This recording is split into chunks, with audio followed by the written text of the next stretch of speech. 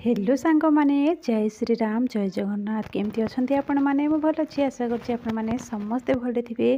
तो देखो सांग मैंने ये बनाऊँगी कौन लंच प्रिपरेशन कर जन तो दिआड़े गले मोर तो ड्यूटी अच्छी घरे मैंने मो जड़े हाउस वाइफ तो आउ कौन कर सबकि घर कम ही कर।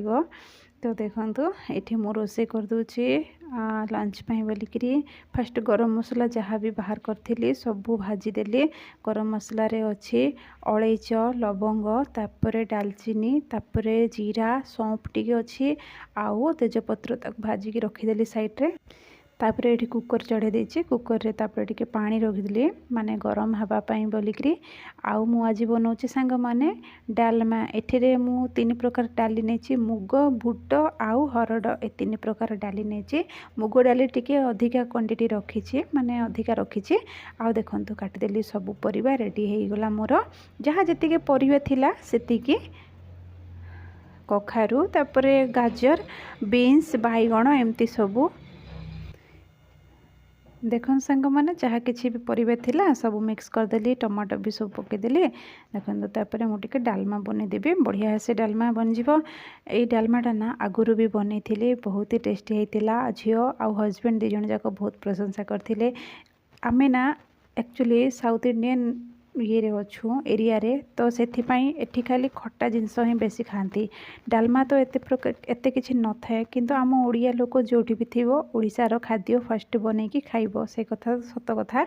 तो देखो सांग मैंने गोटे हुइसिल देला तापर देखो मु बंद करदेली गैस टाइप कहीं कुकर रे बेसी सीझीगले भल लगे टी पाणिचिया लगे से मत ना टी परिवा टी थी माने गोटा गोटा टी थी तो भल लगे से कथा कहूँ।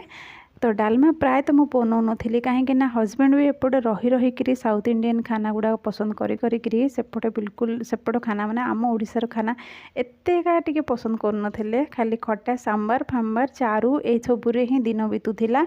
तो एबे केते दिन हम मुझे डालमा बने दूसरी बहुत पसंद आसचे एमानकु। तो देखो सांग मैंने डालमा मसला भी कुटी माने बाटिकी पकईदेली आउ मो डालमा फुटण भी करदेली हो गला रेडी पूरा मंदिर मंदिर परी महकुची आम घर मते तो बहुत बढ़िया लगुच सांग मैंने खुशी लगुच।